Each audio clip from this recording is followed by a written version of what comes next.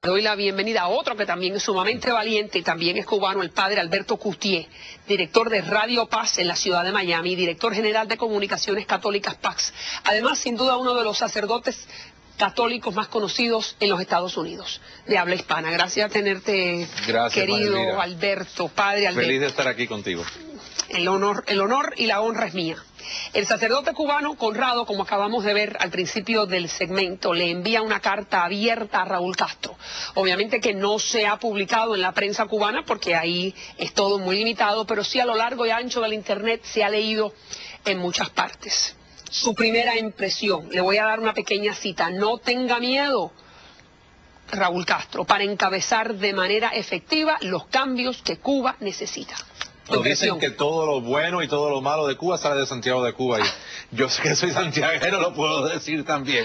El padre José Conrado es un cura típico de Santiago de Cuba, y creo que es un hombre, aparte que es periodista, porque es periodista de vocación y se ha entrenado como periodista. Esta carta es la segunda, hace 15 años le escribió una a Fidel Castro, muy popular, y en esta ocasión yo creo que él quizás usó el famoso aniversario de la revolución, que para nosotros es un aniversario triste y lamentable, como para decir, ahora que se están acercando todos los gobernantes del mundo aquí, que están viendo La Habana, todo el show este de los gobernantes aplaudiéndole la revolución, él tenía que dar el otro lado de la moneda. Y creo que el padre Conrado, con mucha elocuencia, tiene los medios para enviar esta carta no solamente a los cubanos, sino al mundo entero, que necesita escuchar lo que el cubano realmente está sufriendo. Porque a veces yo creo que en América Latina especialmente se hacen ilusiones con lo que Fidel ha logrado, vamos a decir así, o la revolución cubana ha logrado, y más que logros, lo que hay es un desastre. Claro, esas imágenes que están acompañándolos a usted en lo que está hablando, las imágenes del desastre. Es un monumento colectivo al castrismo lo que estamos viendo. Y creo que él lo menciona con mucha elocuencia, ¿no? ¿Por qué la gente joven, su única aspiración es irse de aquí? Si un país es tan grande y una revolución es tan tremenda, ¿por qué entonces la aspiración más grande es tirarme al mar, buscar una forma de salir de aquí? ¿Por qué un país que dice que ha logrado tantas cosas no ha logrado lo más básico, lo más fundamental? ¿Por qué le echamos la culpa de todos nuestros problemas al gran enemigo, no al imperio, a los Estados Unidos, que es lo que siempre dicen? Él no lo dice así en la carta, pero se da a entender bien claro. Fíjense, déjeme mostrarle otro pedazo de la carta. Y ahora que usted dice eso, mañana llega la presidenta de Chile, la señora Bachelet, a Cuba. Y me gustaría que también pudiera saber sobre esta carta. Fíjense lo que dice.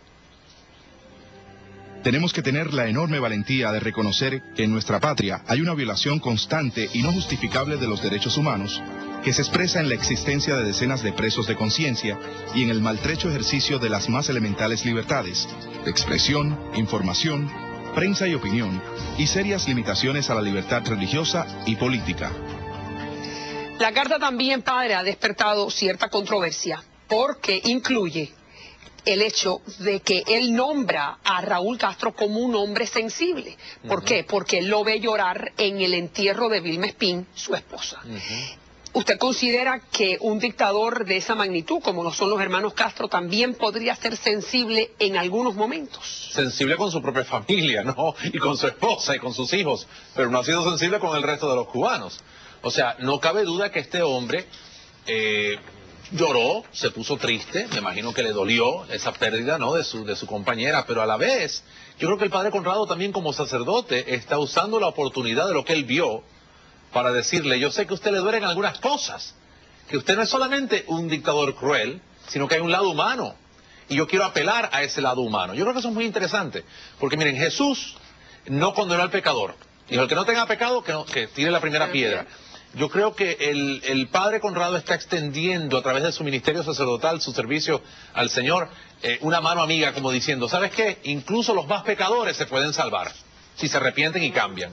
Yo creo que eso es lo lindo de la carta, ¿no? Que la carta no está rindiéndole ningún tipo de homenaje a Raúl Castro ni a Fidel Castro por los 50 años de revolución. Todo lo contrario. Le está diciendo: esto es un fracaso, esto va mal, tú tienes que cambiar, tú tienes el poder para cambiar. No prestes atención ni a tu hermano ni a otras autoridades quizás de tu propio gobierno que te están diciendo que la línea dura es lo más importante. Y usted me da el pie a eso que también dice la carta, y escuche muy bien el público, donde dice: aún por encima del Papa se halla la propia conciencia a la que hay que obedecer primero. Si eso vale para la autoridad eclesiástica, vale para toda otra autoridad humana, por poderosa que ésta pueda ser.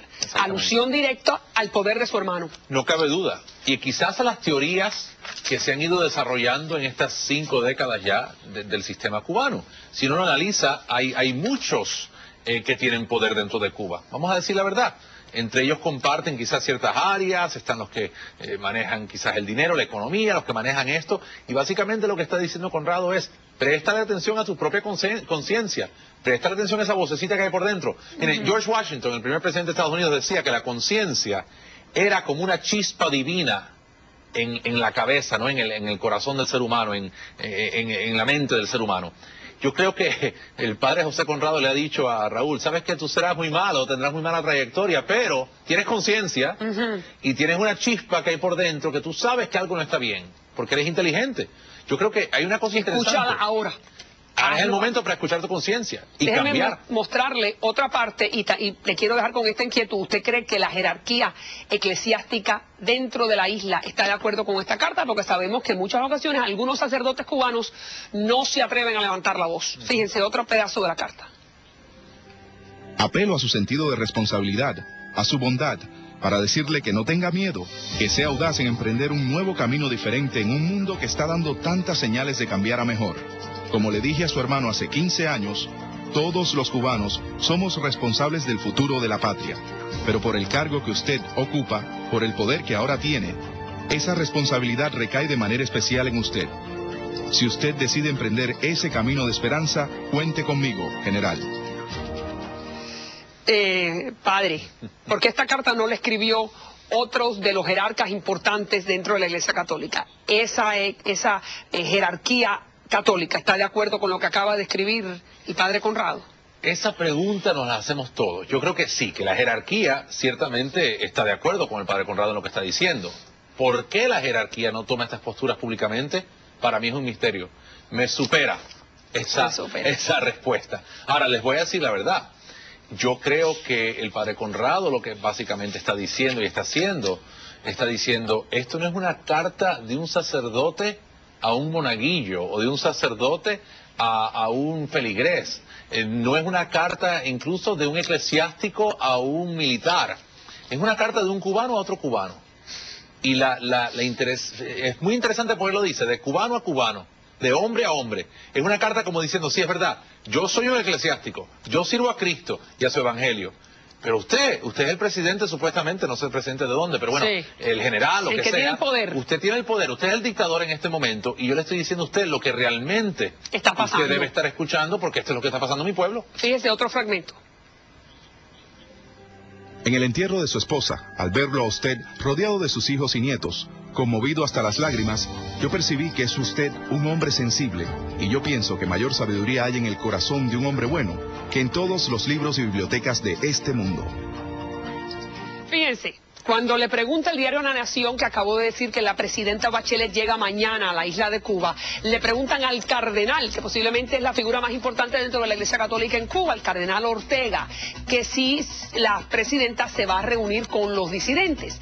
Y le responde, la Iglesia Católica siempre es y debe ser independiente, tanto de la línea oficial de los gobiernos como de programas alternativos de opositores. Solo así es verdaderamente la Iglesia de Cristo.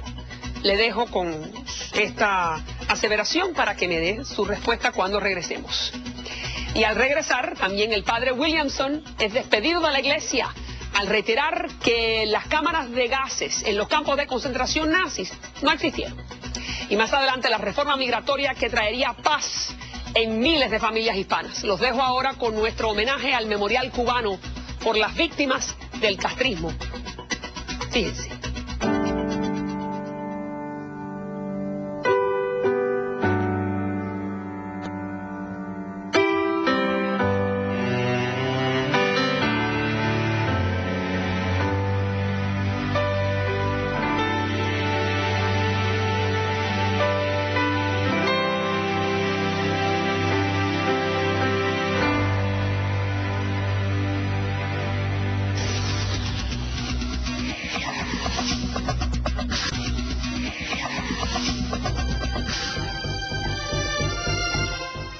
En el Corán se afirma que uno de los peores pecados que pueden cometer las personas es la hipocresía.